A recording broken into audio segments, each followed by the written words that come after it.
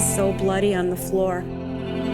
It looked like a murder scene. I knew something went wrong in the birth, but I just didn't know what. The labor nurse that was in there with me just sobbed, and I knew that this isn't good. The fetal monitor that was attached to me was malfunctioning. The heartbeat that was being heard was actually mine. So they had no idea that she had stress. There was a point where he actually even turned the machine off. For 40 minutes, she went without blood and oxygen, and we didn't know. I could hear the nurses and the doctors running up and down the hall, and I could hear that helicopter. That still gets to me. See, hearing that helicopter come for your baby, you know it is not good. She had the hips arrhythmia. It's just a series of seizures.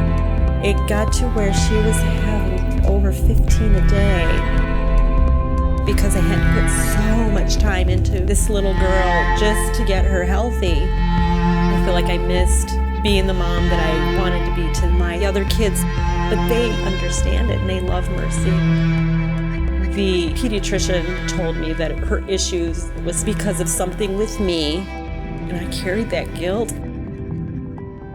My friend called me on the phone and had said her daughter had an attorney that they thought I should get some counsel on. When we first got the case, we secured all of the medical records.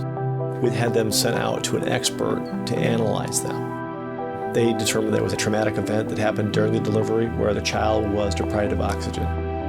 We wanted to make sure we lined up the best experts in the country. We made sure that we were going to be able to prove that case, not only more probably than not, but almost beyond a reasonable doubt. It went for about 5 years. It was a long case.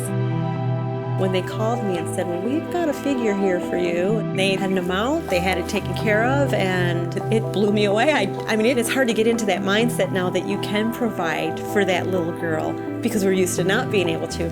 Now we can get her the house that she needs. That's going to change her life. For the first 5 or 6 years of Mercy's life, she had a seizure almost every hour.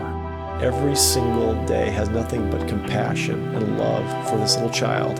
We'd go to her home, we'd see all of these children surround her with love.